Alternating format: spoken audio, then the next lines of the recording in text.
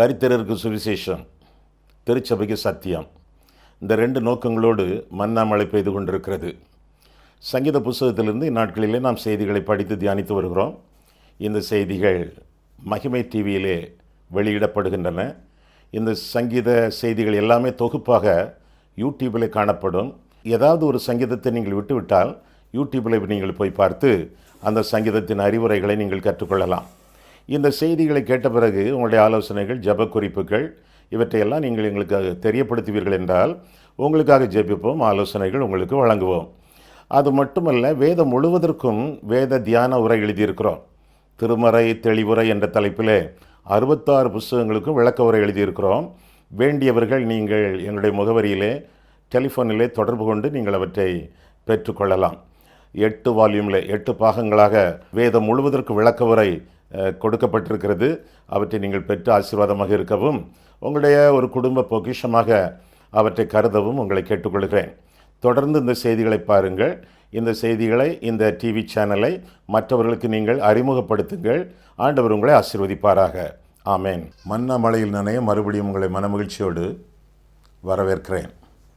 சங்கீத புஸ்தகத்திலிருந்து இந்நாட்களில் நாம் செய்திகளை படித்து தியானித்து வருகிறோம். இன்றைய நாளிலே 89ஆம் சங்கீதம். அடைப்புக்குறியிலே நாம் பார்க்கும் பொழுது எஸ்ராகியனாகிய ஏத்தானின் மஸ்கில் என்னும் போதக சங்கீதம் என்று சொல்லி இந்த சங்கீதத்தின் அடைப்புக்குறியிலே நாம் பார்க்கிறோம். 89ஆம் சங்கீதம் சங்கீதத்தின் ஒரு பகுதியை முடிக்கக்கூடிய சங்கீதமாகும். சங்கீத புஸ்தகம் 5 பிரிவுகளாக பிரிக்கப்பட்டிருக்கின்றன வேத பண்டிதர்களாலே. முதல் 41ஆம் சங்கீதம் வரை முதல் பகுதி, 42 முதல் 72ஆம் சங்கீதம் வரை இரண்டாவது பகுதி, 73ஆம் சங்கீதத்திலிருந்து இன்றைக்கு சிந்திக்க போகிற 89ஆம் சங்கீதம் இதுவரை மூன்றாவது பகுதி, 90ஆம் சங்கீதம் முதல் 106ஆம் சங்கீதம் வரை நான்காவது பகுதி, 107ஆம் சங்கீதம் முதல் 150ஆம் சங்கீதம் வரை ஐந்தாவது பகுதி. நாம் இன்றைக்கு சிந்திக்க போகிற சங்கீதம் 89ஆம் சங்கீதம், மூன்றாவது பகுதியின் இறுதி சங்கீதம். எஸ்ராகியனாகிய ஏத்தான் என்பவன் எழுதி பாடிய சங்கீதம். சாலமோனின் ராஜாங்கத்தில் இருந்த ஒரு ஞானி என்று இந்த ஏத்தான் என்பவன் அழைக்கப்படுகிறான். நாம் ஏற்கனவே அறிந்திருக்கிறது போல ஏமான், ஏத்தான், ஆசாப் என்ற இசை வல்லுநர்களிலே இந்த ஏத்தான் ஒருவன் அல்ல. இவர் வித்தியாசமானவன். எனவே தான் எஸ்ராகியனாகிய ஏத்தான் என்று இவனை குறித்து வேதம் நமக்கு அறிவிக்கிறது. இன்னும் சிலர் சொல்வார்கள் ஆலயத்தில் உள்ள இசை வல்லுநர்களில் ஒருவனாகிய யோவேல் என்பவனுடைய மகன் இந்த ஏத்தான் என்றும் அறிவிப்பார்கள். யாருடைய மகனோ இவன் ஒரு இசை வல்லுநன், ஆண்டவருடைய சங்கீதத்தை ஆண்டவருடைய கிருபையினாலே வார்த்தைகளினாலே பாடினவன் என்று சொல்லி வேதம் நமக்கு கற்றுக் கொடுக்கிறது. இந்த சங்கீதத்தின் பின்னணியம் என்று பார்க்கும் பொழுது எகிப்திய சேனை இஸ்ரவேல் ஜனங்களை சூழ்ந்து கொண்டிருக்கும் பொழுது அந்த வரலாற்றின் அடிப்படையிலே எழுதப்பட்ட சங்கீதம் என்று சொல்லியும் இந்த சங்கீதம் அறிவிக்கப்படுகிறது. பின்னணிய வரலாறை 1 நாளாகமம் 12ஆம் அதிகாரத்திலே பார்க்கிறோம். இது மஸ்கீல் என்னும் போதக சங்கீதம் என்று வாசிக்கிறோம். மஸ்கீல் என்றால் போதனை, டீச்சிங் என்ற அர்த்தம். இது ஒரு போதனை சங்கீதம். இந்த சங்கீதம் அதிகமான உணர்ச்சி கொந்தளிப்புகளை காட்டக்கூடிய சங்கீதம் என்று சொல்லி 23ஆம் வசனம் முதல் 27ஆம் வசனம் வரையிலும், 38ஆம் வசனத்திலிருந்து 39ஆம் வசனம் வரையிலும் நாம் காண்கிறோம். இந்த சங்கீதத்தில் 52 வசனங்கள் உண்டு. ஒரு வருஷத்திற்கு 52 வாரங்கள் உண்டு. ஒரு வாரத்திற்கு ஒரு சங்கீதம் என்று பிரசங்கித்தால் ஒரு வருஷத்திற்கு இந்த சங்கீதத்தின் வசனங்கள் போதுமானவையாக காணப்படுகின்றன. எல்லா விதமான பருவ காலங்களுக்கும் ஏற்ற சங்கீதம் இது. குளிர்காலமா, வெயில் காலமா, வசந்த காலமா, மழை காலமா, எல்லா காலத்திற்கும் ஏற்றதொரு சங்கீதமாக, வாழ்க்கையிலே கூடுதல் குறைவுகள், மேல் கீழ் என்றெல்லாம் இருக்குமே, எல்லா விதமான சூழ்நிலைகளுக்கும் பொருத்தமான சங்கீதமாக இந்த சங்கீதம் காணப்படுகிறது. மேலாக இந்த சங்கீதத்தின் அடிப்படை கருத்து, எல்லா காலங்களிலும் தெய்வம் பொதுவானவர், உண்மையானவர், எல்லா காலத்திற்கும் கர்த்தர் போதுமானவர் என்பதை இந்த சங்கீதம் நமக்கு அறிவிக்கிறது. சிறுவன் ஒருவன் பட்டம் விடுகிறான். சில இடங்களிலே பட்டம் என்பதை காற்றாடி என்று சொல்வார்கள். அதில் தேவன் அன்பாய் இருக்கிறார் என்று எழுதப்பட்டிருக்கிறது. பட்டம் விட விட பல திசைகளிலும் காற்றுகளினால் அடிபட்டு அசைந்து பட்டம் அங்கங்கே பறந்து செல்கிறது. கிழக்கே போகிறது, மேற்கே போகிறது, வடக்கே போகிறது, தெற்கே போகிறது. எல்லா நிலைமைகளிலும் பட்டம் சொல்லக்கூடிய கருத்து என்ன? எந்த சூழ்நிலையில் இருந்தாலும், எந்த திசைகளில் இருந்தாலும் தேவன் நல்லவர். ஆண்டவர் நம்மேல் அன்பாயிருக்கிறார் என்ற கருத்தை அந்த பட்டம் அறிவிக்கிறது.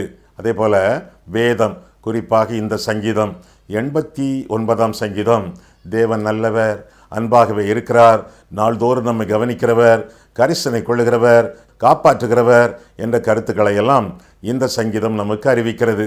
மேலாக ஒவ்வொரு சங்கீதத்தை பற்றியும் நாம் படிக்கும் பொழுது அதில் 3 அல்லது 4 அல்லது 5 கருத்துக்களை நாம் பார்ப்போம்.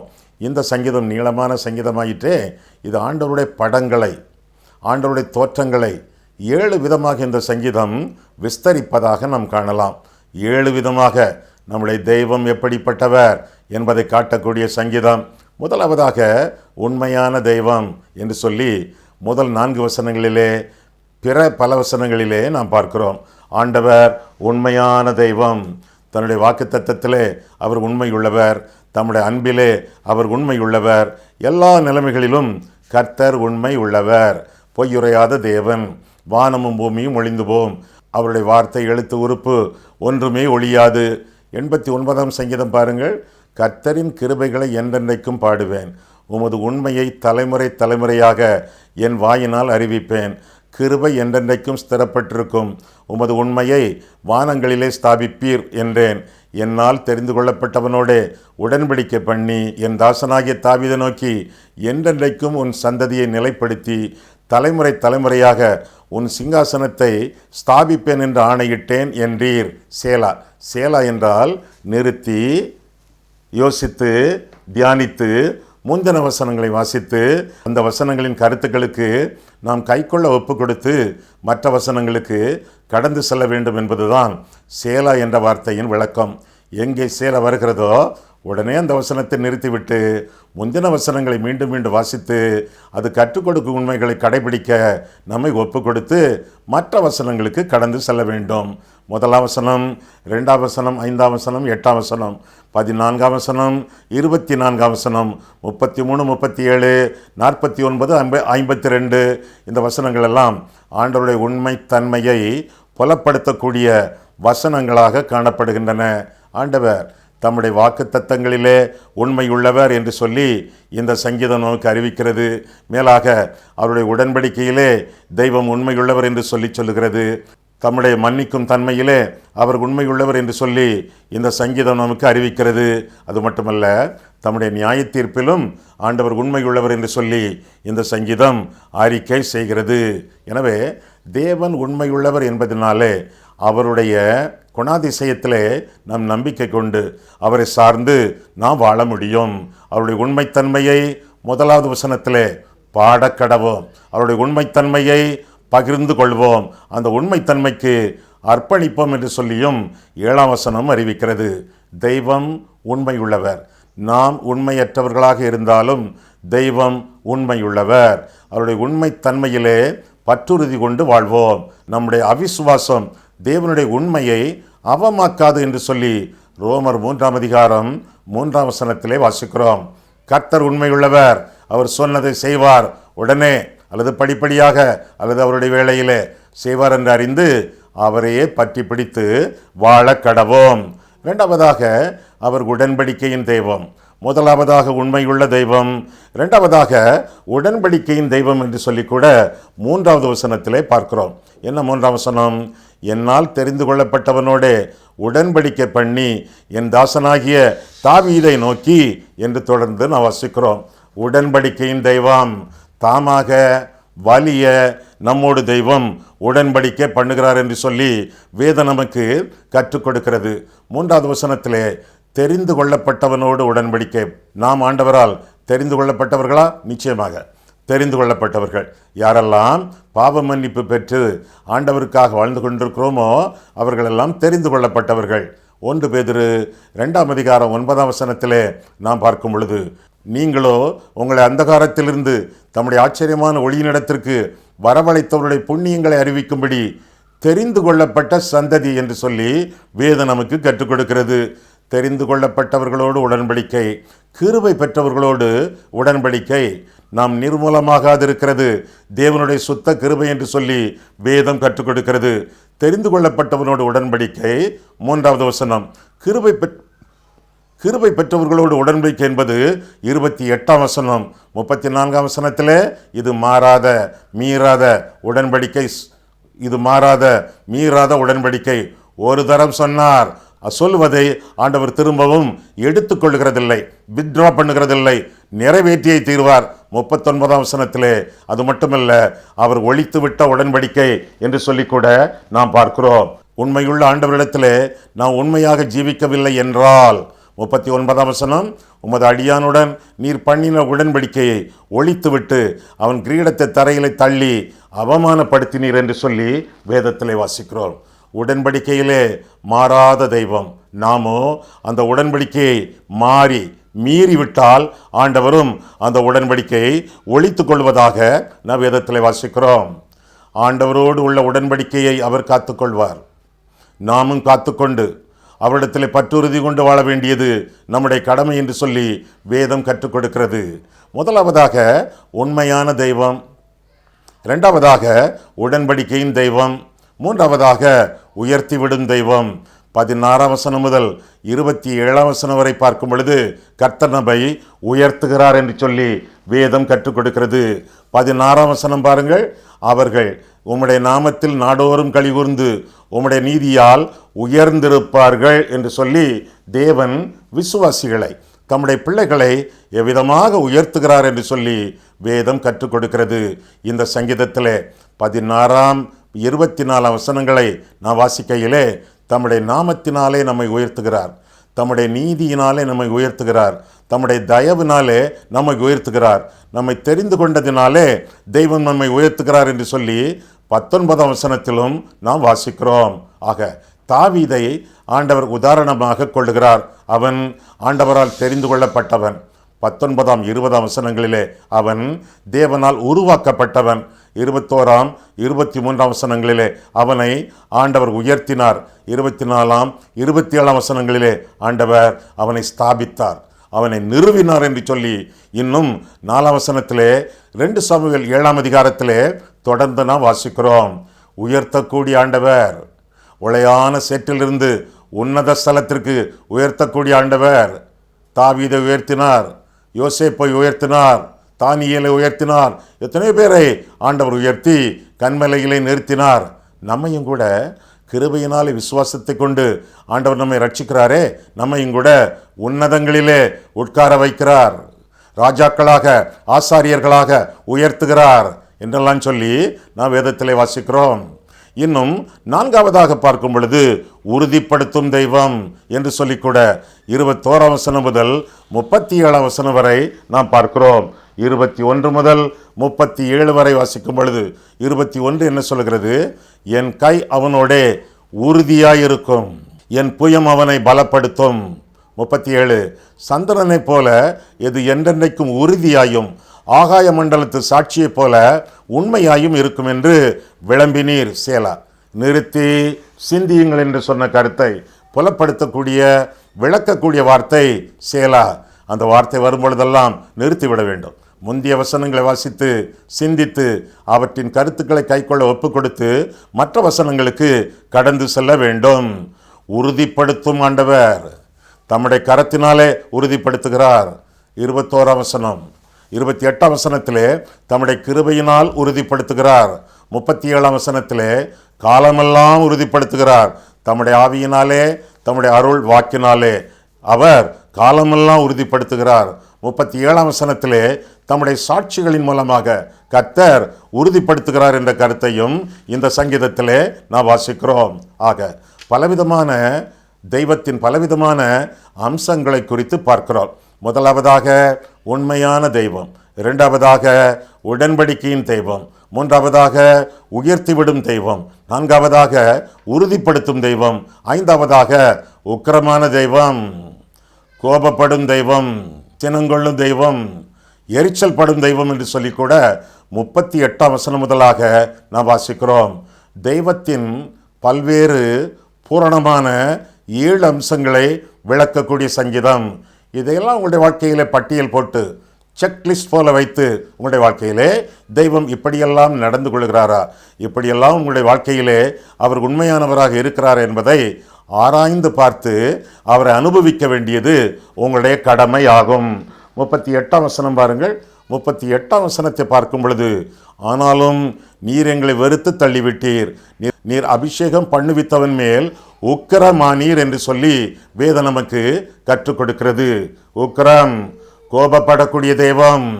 சிலர் சொல்லுவார்கள், ஆண்டவருக்கு கோபமே வராது, அவர் அன்புள்ள தெய்வம். ஆமா, அவர் அன்புள்ள தெய்வம். அதே வேளையிலே அவர் நீதியுள்ள தெய்வம். அவர் பாவியின் மேல் சினங்கொள்ளக்கூடிய தெய்வம் என்று சொல்லி வேதம் நமக்கு கற்றுக் கொடுக்கிறது. பாவியின் மேல் அனுதினமும் சினங்கொள்ளக்கூடிய தெய்வம் நம்முடைய தெய்வம் என்று சொல்லி வேதம் கற்றுக் கொடுக்கிறது. சொல்லுவார்களே உலகத்தில், பாவத்தை வெறுக்கிறார், பாவியை நேசிக்கிறார் என்று சொல்லி. அப்படி சொல்லவில்லையே வேதம். அவர் நாள்தோறும் பாவியின் மேல் சினங்கொள்ளுகிற தெய்வம் என்று சொல்லி 7ஆம் சங்கீதம் 11ஆம் வசனத்திலே நாம் பார்க்கிறோம். 7ஆம் சங்கீதம் 11ஆம் வசனத்திலே, நாள்தோறும் அவர் பாவியின் மேல் சினங்கொள்ளுகிற தெய்வம் என்று சொல்லி வேதம் நமக்கு கற்றுக் கொடுக்கிறது. பாவத்தையும் வெறுக்கிறார், பாவியையும் வெறுக்கிறார். அவன் மனம் திரும்பாத பட்சத்திலே, அவரை அண்டிக்கொள்ளாத பட்சத்திலே அவனுக்கு எதிராக அக்கினி அஸ்திரங்களை, உக்கிரமான அம்புகளை நாணேற்றுகிறார் என்று சொல்லி வேதம் கற்றுக் கொடுக்கிறது. எனவே அவருடைய கோபத்தை ஆற்றுவது எப்படி? கொஞ்ச காலத்திலே அவருடைய கோபம் பற்றி எரியும். அவரை அண்டிக் கொள்கிறவர்கள், அவரை முத்தமிடுகிறவர்கள் பாக்கியவான்கள் என்ற கருத்தை 2ஆம் சங்கீதம் கடைசி வசனங்களிலே நாம் காண்கிறோம். உக்கிரமான தெய்வம் என்று சொல்லி வேதம் கற்றுக் கொடுக்கிறது. ஐயா, தேவன் என் மேலே உக்கிரமாய் இருக்கிறார் ஐயா, அது உங்களை பொறுத்தது, உங்களுக்கும் தேவனுக்குள்ள உறவை பொறுத்தது. 30ஆம் வசனத்திலே வேதத்தை விட்டு விலகக்கூடியவர்கள் மேல் அவர் கோபம் கொள்கிறார். 31ஆம் 32ஆம் வசனங்களிலே கர்த்தருடைய வழிகளை விட்டு வழி விலகி செல்லும் பொழுது, ஆண்டவருடைய வசனங்களை ஏற்றுக்கொள்ளாமல் மீறி நடக்கிறவர்கள் மேல் அவர் கோபம் கொள்கிறார். தேவ கோபத்தின் காரணங்கள் இவை மட்டுமல்ல, இன்னும் ஆண்டவர் வேண்டாம், பாவம் போதும் என்று சொல்லி பாவத்தை பால் போல பருகக்கூடியவர்கள் மேல் கர்த்தர் கோபம் கொள்கிறார். ஒரு நாணயத்தில் 2 பக்கங்கள் உண்டு. ஒரு நாணயத்தில் 2 பக்கங்கள் உண்டு. அதுபோல தேவன் என்ற நாணயத்தில் 2 பக்கங்கள். ஒன்று அன்பு, அடுத்தது அக்கினி. தேவன் அன்பாகவே இருக்கிறார், தேவன் பட்சிக்கிற அக்கினியாகவும் இருக்கிறார். அவர் அன்புள்ளவர் என்பதனாலே இரக்கமுள்ளவர், அவர் நீதியுள்ளவர் என்பதனாலே கோபம் கொள்கிறவர், பாவத்தை வெறுக்கிறவர், பரிசுத்தத்தை விரும்புகிறவர், உக்கிரமான தெய்வம். அந்த தெய்வத்தின் உக்கிரத்தை, பாவத்தை விட்டு விலகி அவர் மீண்டுமாக நம்மை அரவணைத்துக் கொள்ளத்தக்கதாக அவரை அண்டிக் கொண்டு வாழக்கூடியது நம்முடைய கடமையாகும். அவரை அண்டிக் கொண்டு வாழாமல் அசுத்தமான காரியங்களோடு தொடர்பு கொண்டிருப்போம் என்றால், அசுத்தமான மனிதர்களோடு தொடர்பு கொண்டிருப்போம் என்றால், அசுத்தமான பழக்க வழக்கங்களோடு தொடர்பு கொண்டிருப்போம் என்றால் அவருடைய கோபத்திற்கு ஆளாவோம். அண்டிக் கொண்டிருக்கக்கூடிய அசுத்தமான உறவுகள் துண்டிக்கப்பட வேண்டும். அப்பொழுதுதான் ஆசீர்வாதங்கள் நமக்கு சொந்தமாகும். அவருடைய கோபத்தை ஆற்றுவது எப்படி? அவரை அண்டிக் கொள்ள வேண்டும். காரணம், வாழ்க்கை என்பது குறுகிய காலம். 47ஆம் வசனம் சொல்கிறது. அது மட்டுமல்ல, அவருடைய வாக்குத்தத்தங்கள் நமக்கு சொந்தமானவை. அது மட்டுமல்ல, ஆண்டவர் அவரை நிந்திக்கிறவர்களை, பாவங்கள் செய்வதன் மூலமாக அவருடைய நாமத்திற்கு மகிமை குறைச்சல் உண்டாக்குகிறவர்களை தண்டிக்கிறார் என்று சொல்லி வேதம் நமக்கு கற்றுக் கொடுக்கிறது. எனவே கர்த்தருடைய பிள்ளைகளாக, கர்த்தருடைய ஊழியக்காரர்களாக வாழக்கூடிய நாம் அவருடைய கோபத்தை ஆற்றி அவருக்கு சந்தோஷத்தையும் சமாதானத்தையும் கொடுத்து அவருடைய நாமத்திற்கு மகிமை கொண்டு வரத்தக்கதாக இந்த உலகத்திலே வாழ வேண்டும். 6வதாக, ஆண்டவருடைய அம்சத்தை குறித்து பார்க்கும் பொழுது அவர் உரிமை அளிக்கும் தெய்வமாக வேதத்திலே காணப்படுகிறார். இந்த சங்கீதத்திலே விளங்குகிறார். 46ஆம் வசனம் முதலாக வாசிக்கும் பொழுது ஆண்டவர் நமக்கு உரிமை தருகிறார் என்ற கருத்தையும் இந்த பகுதியிலே நான் வாசிக்கிறோம். 46 முதல் பார்க்கும் பொழுது, எதுவரைக்கும் கர்த்தாவே நீர் என்றைக்கும் மறைந்திருப்பீரோ, உமது கோபம் அக்கினியைப் போல எரியுமோ, என் ஜீவன் எவ்வளவு நிலையற்றது என்பதை நினைத்தருளும். மனுபுத்திரர் யாவரையும் வீணாக சிருஷ்டிக்க வேண்டியதென்ன? மரணத்தை காணாமல் உயிரோடு இருப்பவன் யார்? தன் ஆத்துமாவை பாதாள வல்லடிக்கு விலக்கி விடுகிறவன் யார்? சேலா என்று சொல்லி அந்த வசனம் முடிகிறது. சேலா என்றால் அந்த இடத்திலேயே நிறுத்தி சிந்தித்து தியானிக்க வேண்டும். என்ற குறிக்கோளை கொண்டது அந்த சேலா என்ற வார்த்தையின் அர்த்தமாகும். சேலா வரும் பொழுதெல்லாம் உடனடியாக நிறுத்திவிட்டு முந்தின வசனங்களை வாசித்து தியானித்து அந்த வசனங்கள் சொல்லக்கூடிய கருத்துக்களுக்கு நம்முடைய வாழ்க்கையை ஒப்புக் கொடுத்து கடந்து செல்ல வேண்டும். மற்ற வசனங்களுக்காக உரிமை அளிக்கக்கூடிய தெய்வம் நமக்கு உரிமைகளை தருகிறார். குறிப்பாக கேள்வி கேட்கும் உரிமையை ஆண்டவர் தருகிறார். கேள்விகளுக்கு பதிலளிப்பது அவருடைய இஷ்டம். சில கேள்விகளுக்கு பதிலளிக்கிறார், சில கேள்விகளுக்கு கொஞ்ச நாட்கள் கழித்து பதிலளிக்கிறார். சில கேள்விகளுக்கு ஆண்டவர் பதிலளிப்பதே இல்லை. பதிலளிப்பதும் பதிலளிக்காததும் கர்த்தருடைய சித்தம். காரணம், விளக்கங்களினாலே நாம் வாழவில்லை, விசுவாசத்தினாலே நாம் வாழ்கிறோம். ஆண்டவரை பற்றி விசுவாசத்தினூடாக வாழ வேண்டியது, வழிநடக்க வேண்டியது நம்முடைய கடமை என்று சொல்லி வேதம் நமக்கு கற்றுக் கொடுக்கிறது. என்னென்ன கேள்விகள்? எதுவரைக்கும் கர்த்தாவே உம்முடைய நடத்துதலுக்கு, உம்முடைய தண்டனையின் காலங்களுக்கு முடிவு இல்லையோ, அந்த காலம் சீக்கிரமாக நிறைவேறாதோ, மீண்டுமாக வசந்த காலம் எங்களுடைய வாழ்க்கையிலே பிறக்காதோ, எதுவரைக்கும் ஆண்டவரே? வேதத்தில் வாசிக்கிறோம், பூமியிலே போராட மனுஷனுக்கு குறிக்கப்பட்ட காலம் உண்டல்லவோ, கொஞ்ச காலம் உன்னை மறந்தேன், ஆனாலும் மீண்டும் நீடிய சகாயத்தோடு உன்னை சேர்த்துக் கொள்வேன் என்று சொல்லி கர்த்தர் திருவளம் பெற்றுகிறார். மறைந்திருப்பீரோ? மறைந்திருக்க மாட்டார். உண்மையிலேயே அவர் தீமையை பார்க்க மாட்டாத சுத்த கண்ணன். நம்முடைய வாழ்க்கை பரிசுத்தமாகும் பொழுது இயேசுவின் இரத்தத்தினாலே கழுவப்பட்டு அந்த கழுவப்படுதலின் அனுபவத்தை நம்முடைய வாழ்க்கையிலே சொந்தமாக்கி கொண்டு அவர்களை நாம் நிலைத்திருக்க நம்மை அர்ப்பணிக்கும் பொழுது மறைந்திருக்கிறவர் போல காணப்படும் ஆண்டவர் தெளிவாக நமக்கு முன்பாக நிற்கிறார் என்பதை அறிந்து கொள்வோம். எதுவரைக்கும் ஆண்டவரே? 46ஆம் வசனம். அதே வசனத்திலே மறைந்திருப்பீரோ? அதே வசனத்திலே கோபம் பற்றி எரியுமோ? பாவம் இருக்கும் வரை கோபம் இருக்கும். பாவம் மறையும் பொழுது, மனம் திரும்பும் பொழுது கோபம் நீங்கும். சிருஷ்டிக்க வேண்டியது என்ன? எங்களை எல்லாம் நீர் உருவாக்க வேண்டியது என்ன? சிருஷ்டிகரை நோக்கி இந்த கேள்வியை கேட்கவே கூடாது. துன்பமானாலும் கேட்கக்கூடாது, தற்பெருமையானாலும் கேட்கக்கூடாது. கேள்வி கேட்காமல் அவருடைய பலத்த கரத்தின் கீழே அடங்கி இருந்து வாழ வேண்டியது நம்முடைய கடமை. உயிரோடு இருப்பவன் யார்? பாதாள வல்லடிக்கு விலக்கி காப்பவன் யார்? பூர்வ கிருபைகள் எங்கே? இவை எல்லாவற்றிற்கும் நம்மை விலக்கி காக்கக்கூடியவர் தெய்வம் என்று சொல்லி வேதத்திலே வாசிக்கிறோம். நம்முடைய பாவங்களுக்காக அவர் பிரிக்கப்பட்டார் தேவ சமூகத்தை விட்டு.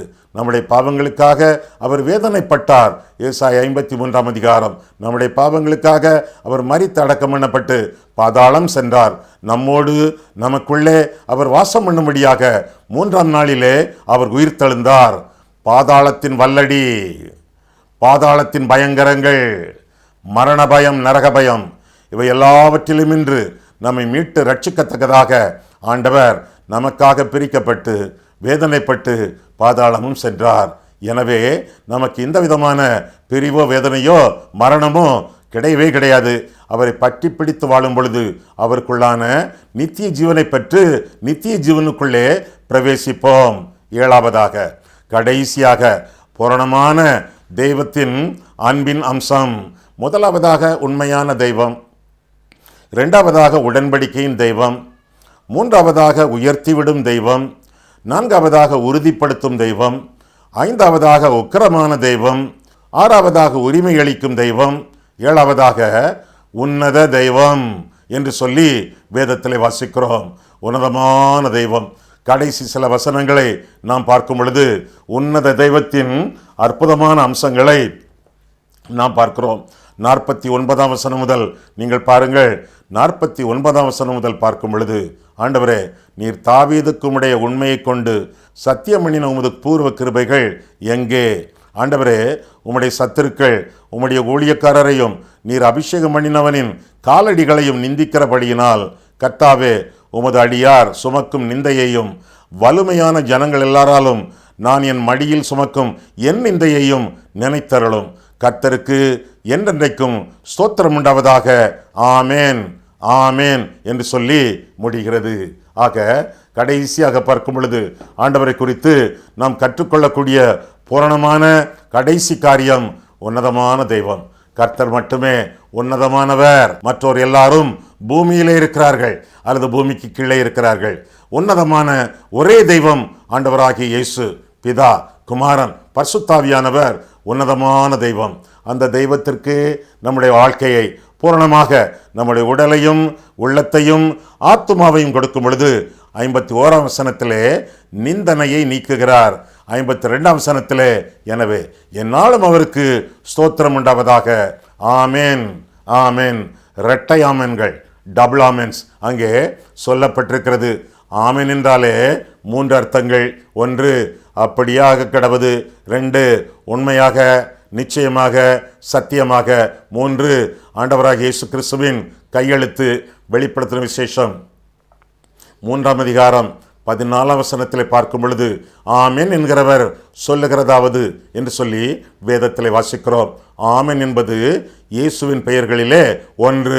ஒவ்வொரு ஜெபத்திற்கும் கடைசியிலே ஆமென் என்று சொல்லும் பொழுது இயேசுவானவர் அந்த ஜெபத்திற்கு கையெழுத்து போடுகிறார் என்று சொல்லி அர்த்தமாகும்.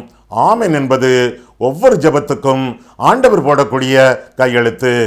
உங்கள் ஜெபத்துக்கு ஆமென் என்று நீங்கள் சொல்லும் பொழுது ஆண்டவர் கையெழுத்து போடுகிறாரே, அந்த ஜெபம் பலிக்குமா பலிக்காதா? நிச்சயமாக பலிக்கும். நிச்சயமாக இந்த ஜெபத்தின் வேண்டுகோள்கள் நிறைவேறும். ஆமென்.